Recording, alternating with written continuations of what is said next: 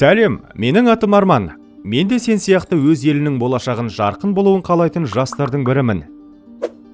Мен жалғызбын деп ойлағанмын, бірақ сен роликті көріп отырсаң, онда біз көппіз. Біз біргеміз, яғни біз қоғамда жайлаған жемқорлық деген пасық дертке қарсы шыға аламыз. Бұл біздің еліміз. Сен де мен сияқты жұмыс істейсің, және өз игілігіңе еңбек етудесің. Мысалы, пицца пісіресің. Адамдар саған ақша төлейді, ал сен олардың талаптарын қанағаттандырасың. Ал түскен табысты өз қажеттіліктеріңе жұмсайсың. Тамақ, үй, машина, отбасы және тағысын сол сияқты. Әр ақшалай транзакциядан жалақыны алу, дүкенде сауда жасау немесе мейрамханада төлем төлеу болсын, ақшамыздың бір бөлігі салық ретінде мемлекеттің қазынасына түседі. Одан әрі қарай ол ақша әр адамның жағдайын жақсартатын ортақ игіліктерге бөлінеді. Тек қана жақсы жағдайларды ғана емес, сонымен бірге сапалы дәрі-дәрмекті ұсынатын медицина, бізді және біздің болашақ ұрпақтарымызды заманауи әлемге дайындайтын білім, біздің меншікті мүлкімізді және біздің мүддемізді қорғайтын полиция, біздің қамсыз қарттығымызға кепілдік беретін зейнетақы қорлары және көптеген басқа әлеуметтік институттар. Осындай схема бойынша барлығы мінсіз жұмыс істейтін еді, егер де жемқорлық болмағанда.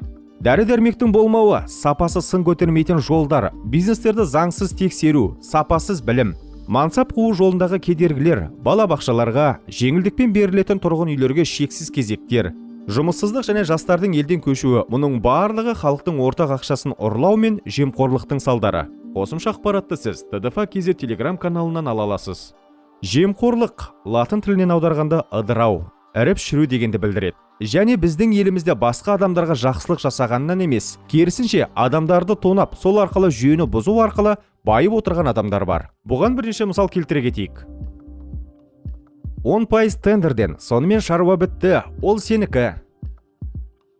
Жалғыз рахмет үшін қызметте көтерілмейсің. Қазақпыз ғой, дұрыстап рахмет айтсаң болды. Кассаға бармай-ақ қой, дәптердің астына сала сал. Жемқор жеке басын байыту үшін әдейілеп жағдай жасайды, және бұл жағдайларды кез келген тәсілмен қорғайды. Сізбен бізде емес, жемқорларды қорғайтын тура осындай адамдардың айтуымен заңдар жазылады. Мысалы, параны алуға шенеуніктерді азғыруға тыйым салынған, және тіпті көптеген дәлелдер бола тұра, жемқорлар бостандықта тайраңдап жүр. Бұл деген кейбір лауазымды тұлғалардың жемқорлыққа қызығушылық танытып отырғанын дәлелдейді. Заңдар жемқорларға жауапкершіліктен қашуға мүмкіндік береді. Сол себепті бізге арандатушылықты заңдастырып, жемқорларды анықтауға көмектесетіндерге сыйақы беру керек. Осындай заңдарға ие бола отырып, еліміз жемқорлықты тез әрі тиімді жеңе алар еді. Бірақ, өкінішке орай, біз әзірше антикорда жұмыс істейтін жігіттермен бірігіп, өз күшімізбен қоғамды паразиттерден тазалауға мәжбүрміз. Бұл үшін TDF біздің барлығымызды біріктірді, және біздің барлық жігіттеріміздің қауіпсіздігі басты міндеттердің бірі болды. Сол себепті біз барлығын блокчейн жүйесі бойынша біріктірдік. Мысалы, мен Генезис деңгейінің өкілі болып табыламын. Менің де айрықша Генезис төсбелгім бар. Себебі, сыбайлас жемқорлықпен күресуде өзімді көрсеткім келеді, және TDF менімен келісімге қол қойды. Ол болашақта маған өз жүйемде жұмыс істеуге және маған қауіп төнсе, қауіпсіздікке кепілдік береді. Менің қызметте жұмыс істейтін достарым бар, және олар жасырын қалғылары келеді. Сондықтан олар барлық ақпаратты маған береді. Ал мен ақпаратты TDF-ға және антикорға ұсынамын. Және ары қарай біз бірге деректерді өңдеумен айналысамыз. Айтпақшы, менің достарымның барлығының өз достары бар, бірақ мен оларды білмеймін. Сол себепті біздің блокчейн жүйеміз біздің барлық жігіттеріміз үшін анық қауіпсіз болып табылады. TDF және антикордың жұмыскерлері бастапқыда ақпарат қайдан келгенін білмейді. Сондай-ақ TDF командасы онлайн петицияны пайдалануға шешім қабылдады. Егер сыбайлас жемқорлық істері еленбейтін болып жатса, біз әділдікті қалаймыз ғой. Біз бірге күрделі мәселелерге назар аударғымыз келеді. Біз біргеміз, және біз оған бірге қол жеткізе аламыз. Барлық ақпаратты және петицияны олар TDF-KZ Telegram каналына салады. Және күн өткен сайын біз көбейіп жатырмыз. Және бұл бізді қуантқанның үстіне қуантуда. Яғни жарқын болашақтың ауылы алыс емес. Бірге біз сыбайлас жемқорлықты және әділетсіздікті қосқанда көптеген мәселелерді шеше аламыз. Сол себепті біз барлығын біздің TDF-KZ Telegram каналымызда біріктіруге шешім қабылдадық. Өйткені біздің барлығымызға еліміз бен жерімізге көмектесуіміз керек қой. Егер де сіз жемқорлықпен бетпе-бет келіп қалсаңыз, не істеу керек? Егер сізден пара талап етсе, немесе сондай жағдайға куә болсаңыз, сен де мен сияқты TDF мен антикорға жүгіне аласың. Өйткені әр қалада белсенділер тобы бар. Олар саған осындай жағдайларда көмектеседі. ТДФ антикорда жұмыс істейтін балалар сенің досыңа айналып, сенің қоңырауыңа бірден жауап қайтарады. Антикордың қызметкерлерімен бірігіп, олар саған нұсқаулық береді, өтінішіңді қабылдап, пара беруге арналған ақшаны береді. Толық қауіпсіздігіңізді қамтамасыз етеді және пара алу дерегі расталса, жемқорды ойдағыдай қамайды. Сондай-ақ, сен кол орталыққа телефон соғып, бопсала оқиғасы туралы хабарлай аласың.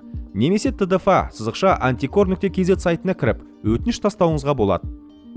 Тура осылайша әрқайсымыз елімізге жемқорлық деген дерттен құтылуға көмектесе аламыз. Антикор мен ТДФ-ның жігіттері Қазақстанның барлық облыстарын және республикалық маңызы бар 3 қаланы қамтиды. ТДФ мен Антикор сыбайлас жемқорлық жағдайларын бірлесіп пысықтайды. Осылайша Қазақстанның әр азаматы өз еліне және өз халқына көмектесе алады. Айтпақшы, сенде белсенділердің біреуі немесе өз қалаңыздың көшбасшысы бола аласың. Немесе жемқорлықпен күресе отырып, сен өзіңнің парасатты және адал адам екеніңді және саған сенуге болатынын көрсетесің. Және сен ТДФ бағдарламасына алғашқы үміткерлердің бірі боласың. Себебі олар жалақысы жоғары көптеген жұмыс орындарын ашып жатыр. Сенің көмегің өзіңе және сенің болашақ ұрпағыңа қайтып келеді. Біз бірлесіп еліміз үшін жарқын болашақты қалыптастыра аламыз. Ал енді біз жемқорлықпен күресуді қазір бастасақ, біздің еліміздің жай-күйі қандай болатынын көр. Қазақстанның медицинасы қолжетімді және сапалы болып халықаралық деңгейге көтерілді. Біз полиция сияқты айбынды мамандықты құрметтейміз, және олар тиісті сәтте көмекке келеді деп сенеміз.